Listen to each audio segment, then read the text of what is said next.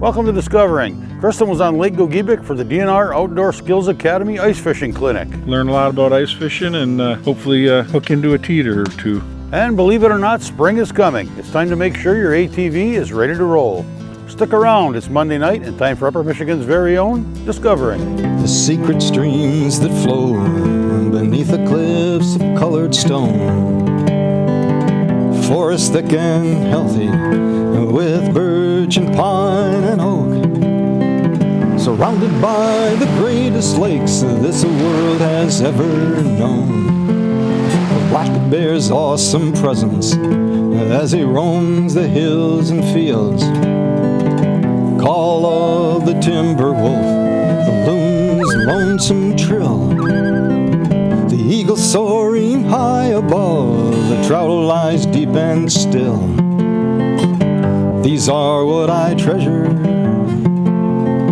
the only way I measure feelings that I have for this fine land. There is so much to discover when you're a long-time lover of northern Michigan.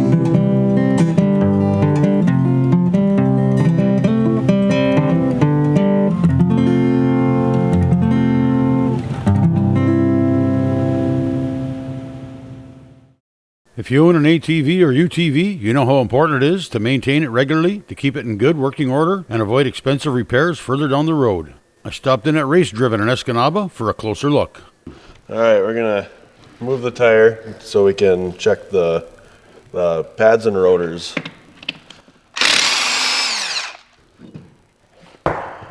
If the pads get too wore out, the piston and the caliper can extend too much and it'll ruin the caliper. 750 to 1,000 miles. We'll change the oil, and then it goes a little bit longer for transmission and the front differential. And here we're looking for any metal shavings, or if it's very dirty, then we'll recommend the customer to come in sooner. And this should be a nice purple color. Also, again, if there's any metal shavings on the plug itself or in the fluid. And one of these pumps come in handy for filling this front differential. And I'll fill it to just the bottom of the fill hole. That's usually right around 9 to 10 ounces. Every machine is different. This isn't changed at a normal maintenance. Bearings can start going out. Your four-wheel drive won't work anymore. You're going to be way deeper into problems with, you're going to have, like I said, bad bearings. There's certain parts in there that have to have lubrication in order for it to work. So and once any of that breaks, it's not very cheap. So here's the fill plug for the transmission. This is the same deal. If you're not changing this on a regular maintenance routine, bearings and gears will go bad, and you're going to be into a lot more money than just simply paying for a fluid change. Generally, on a lot of machines, the oil filter will be in the front of the engine, but it can vary between makes and models. Sometimes they can be a little bugger to get to. A little bit of oil from the old filter and then apply it to the new seal. Just a nice thin even coat. Then put the new filter on. Get to the surface of the engine and then go another probably quarter to a half turn. You don't want to go too tight because it will be a pain to get off.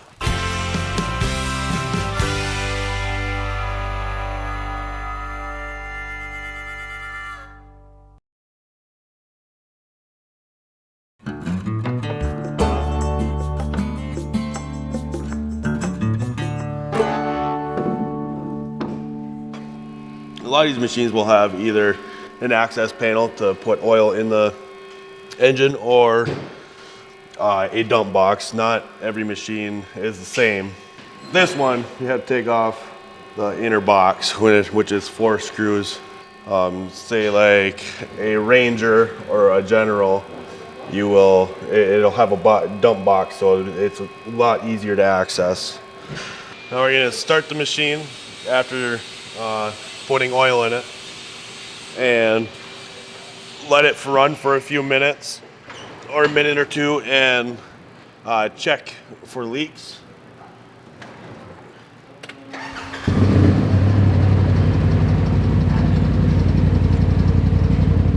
Let the oil all just settle back into the oil pan. Then we'll check the oil, make sure it's in the safe mark. Check your coolant. Most times you'll check your reservoir, your overflow. There's 2 markings on it. There's a max cold and a minimum. You want to keep it in between both of them. But if it is low, we'll just add any 50-50 diluted antifreeze to it. If that is low, or if there isn't anything in there, make sure that it is full. And if it isn't, then we will have to do a pressure test and find out where the coolant is going, where it's leaking from. Always check your antifreeze when it's cold, machine not running. You never want to open your radiator when it's hot, because it will burn and it will hurt a lot. Here we're going to take out each of these bolts to get the belt cover off, so that we can inspect the belt and the clutches. Check this for any dirt or water that's been in here. Then we'll check the belt if it's like very shiny, or if there's chunks missing out of the lugs on the belt. We'll have to change it. Blow it out with compressed air. We'll blow out the primary clutch and the secondary. That should be done every oil change. Rims are usually torqued to 120. In the service or the owner's manual, you'll find your torque settings for your wheels. That would be in probably your specifications or your wheels and tires maintenance section of your owner's manual. If you don't have a wheel that's properly torqued, it may fall off, and the likelihood of hitting a tree is very high, and you can get hurt, very hurt. A quick look at some of the accessories that will help make your ride even better. This is stuff that people forget about when they purchase a side-by-side. So what we do is we take everybody down here and we show them this is all the stuff that you should have with you when you're out on the trail system. You've got your shock adjuster, your spanner wrench. You've got your spare belt case, spare belts. You should at least always have one. These Polaris are belt-driven machines. You've got your tire plug kits, your extra hour meter. We've got battery maintainers, extra tie-down straps, ratchet straps, heavy-duty towing straps. Polaris actually has an essential kit that carries the majority of these items. Comes with your jumper cables, your tire plug kit, a first aid kit, a little mini air compressor. We've got fire extinguisher, different style rear mirrors, a manual wiper blade, heated grips, a storage cover, dust guard, rain guard, oil change kits, air filters. You can get Polaris coupons. Right now they're running one for oil change kits. You can get $10 off an oil change kit, $30 off a full service with Polaris.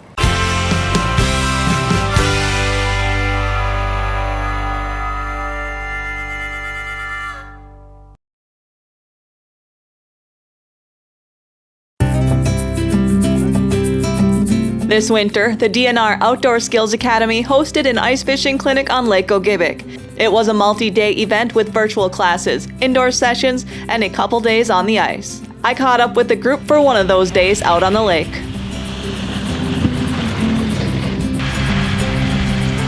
My name is Katie Urban. I am the park interpreter at the Porcupine Mountains Wilderness State Park. And today I am also an Outdoor Skills Academy instructor. So this is the first Outdoor Skills Academy up here on Lake Gogebic. It's a great program that's been put together. It's been going on for a few years now, that just helps people get out and explore and do different opportunities and experience different outdoor skills and learn from instructors that have knowledge and passion and able to get out there and actually learn from these people in a hands-on situation. You know, it's not just a classroom, it's actually getting out and actually doing these things. Have you ever fished Lake Gogebic before? Nope, this is our first time. What are you hoping to catch? Legendary perch. There you go. Out here, we're of course looking for the giant yellow perch with the big fat bellies, those teeter pigs. These fish are very special. They grow to a large size. They have a very abundant food source in these wigglers on the mud flats of Lake Gogebic. They are just very lethargic, lazy fish, essentially. They have a all-you-can-eat buffet, if you will. So they tend to be very light biting, and they don't bite often. And yeah, an average bite's you'll see like that. Okay, just a little. Just a little bit of deflection in the rod tip's about all you're gonna get. Okay. And at that point, you got to be moving, or they're gonna rob your. It'll be too late. They're gonna steal your bait, and you can just feed them more wigglers. There you go. Very simple, basic way to fish these fish and gear, and it's what I started out with, is just get a nice ultralight, longer dead stick. You can buy spring bobbers at most bait shops in the area. You'll tie that on, get some light line, and put some usually glow-in-the-dark jigs on them. We tend to do 2 jigs, one on bottom, one on top, about 1.5 feet, 2 feet apart, and we'll put 1 to 2 wigglers on each hook. But yeah, it's just kind of walk out, or if you have the luxury of a snowmobile or four-wheeler, drive out, get to a mud flat, so you'll go out past the break, get into the flat, drill some holes, set up dead sticks, and give it a little time, because on a good day, you're going to average 1 to 2 fish an hour, so it's a pretty slow bite. And just keep moving if after a couple hours you got nothing. Yay! One! Down on the bottom of this lake here, it's all just that muddy, mucky stuff, and they're just kind of burrowed down in there, and they're just hanging out. And then like Kyle was explaining, when the water kind of melts off in the springtime, that's why everyone likes teeter pig fishing in the spring. The rivers and streams are kind of pushing water in here. That little bit of warm water wakes them up, and then they come out of the burrows there. And those big fat perch are just swimming through real slow, just opening their mouth and just eating them all. And You want your wigglers working for you, so you want them moving. And then we're gonna drop this down until it sees right on bottom. So what you guys are seeing is, this is the bottom 6 feet over here. This is the entire water column right here. And I'll just drop that down. These are my lures going down. Right to bottom. And I want that to be just off the bottom. That way one of the jigs is about 1 foot off bottom. The other one's right on bottom. I got my rod holder right here. I'm just stick it on my rod holder. And we're gonna just let that sit just so it's right about right there. So we'll get this adjusted. That's why a fish finder of sorts, XLRs, are so great when you're doing this. You can drop it down real quick, and then you can sit here and watch your screen. So when you see a perch come in, they might come in and that's a bite, real light.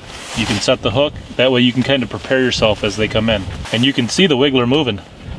See that little blip there? That's your wiggler moving up and down. That's your wigglers working for you. This event was held the same day as the Hogathon fishing tournament put on by Berglund Outfitters Bait Shop. I stopped by the tournament to see what a 2-pound perch looks like and caught the last few fish weighed in for the day. We're down here at the root cellar for the 17th annual Hogathon Big Perch Contest here in Lake Gogebic. It's been going good. The biggest fish so far is a 2.3 pound perch, and big turnout. Fishing's been tough this year, but some big fish being caught right now. Oh, I probably weighed in, I'm gonna guess probably 15-20 here. Another probably 15-20 at the bait shop. $1,500 for the big fish. Yeah, second prize is $1,000, third place is $500.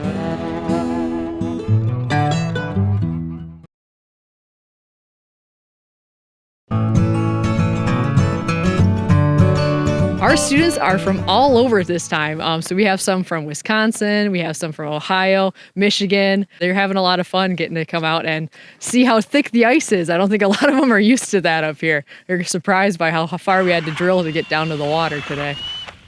I'm Mark Haglin. This is my son Jason Haglin. We're from Madison Heights, Michigan. About 12.5-hour drive to come to hopefully catch some teeter perch or at least see one. Have you ever fished Lake Gogebic before? Never before, first time. So only seen it on TV like a few times. It's been on our bucket list, so we're looking forward to it, and we've learned a lot already last night and half a day on the ice. So just learning different tricks and how to use stuff like the Vexlaw, or learning about spring bobbers. We've never used one of those before, and learning just what works, I guess, with the perch here. Now we just got to get the fish to cooperate. Be nice, yeah.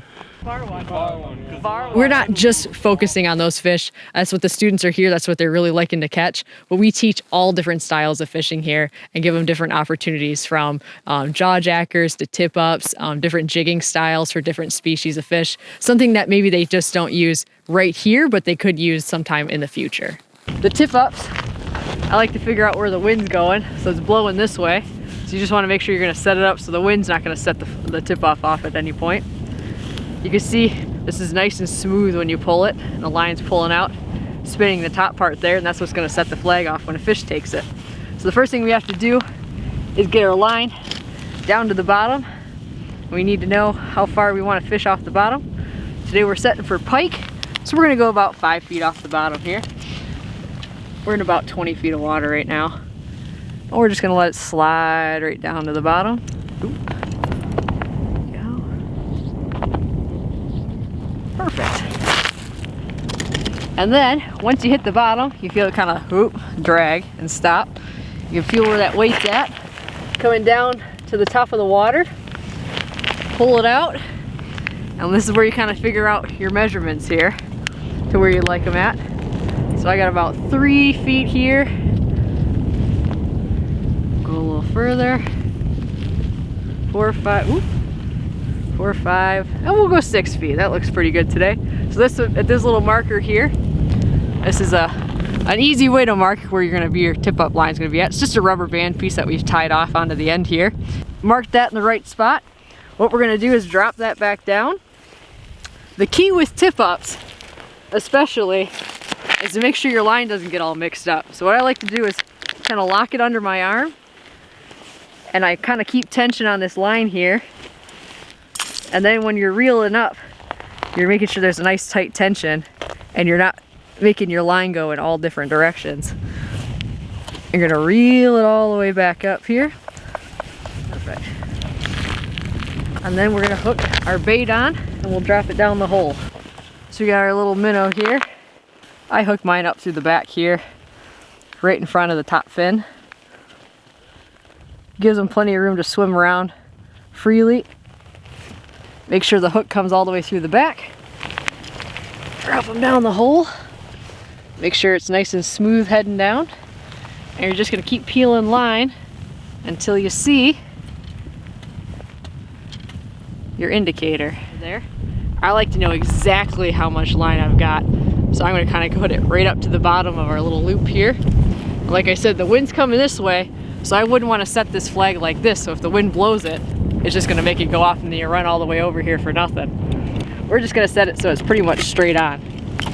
Ooh, very important part when you're tip-up fishing is you wanna make sure the reel's in the water. Because if the reel's not in the water, it's gonna freeze and then you're in trouble.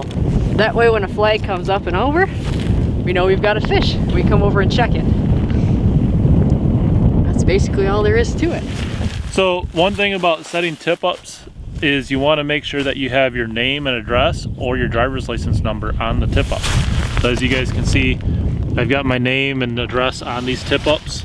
So that way if a conservation officer comes out to check you, then they can distinguish whose tip-ups are whose. So if you're fishing in a big group especially, make sure you guys individually name your tip-ups. It can't just be a last name.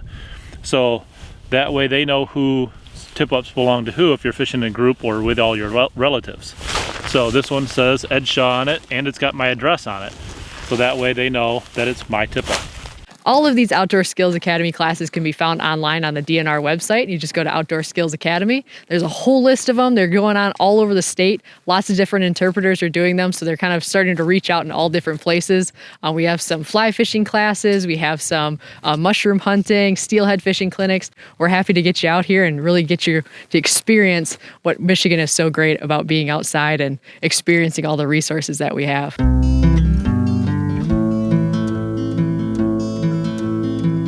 Well, that's it for this week. Be sure to check out 906outdoors.com where you'll find the 906 fishing report, TV6 weather, shopping, and more. Thanks for watching, and I hope to see you next week right here on Upper Michigan's very own Discovering.